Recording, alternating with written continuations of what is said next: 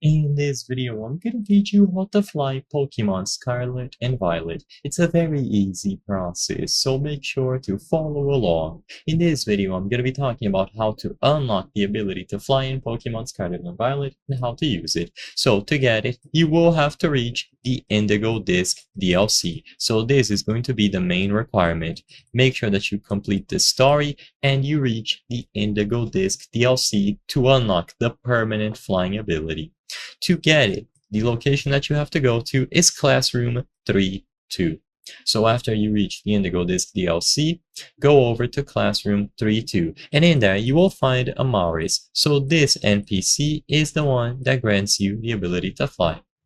Now, when you interact and just talk to her, she will say that she prepared some supplements and feed them to your Pokemon for Koraidon or Miraidon. And after that is done, you will unlock the ability to permanently fly. There is no secret to this. You simply talk to Amaris in Classroom 3 or 2, and she will feed Koraidon or Miraidon, and it is going to unlock the ability to fly. You will then see this pop up. Koraidon or Miraidon can now freely fly through the air if you press the left stick while gliding. Koraidon will keep moving forward automatically while it's flying, and if you press the left stick again, it will go back to gliding. So, to keep it simple, in summary, to fly in Pokemon Scarlet and Violet, reach the Indigo Disc DLC, make sure that you have Koraidon or Miraidon, go to Classroom 3-2, talk to Amaris, she will feed either of those Pokemon, and you will now unlock the ability to permanently fly. You can control it using the left stick to switch between gliding or flying, and it is going to be permanently unlocked.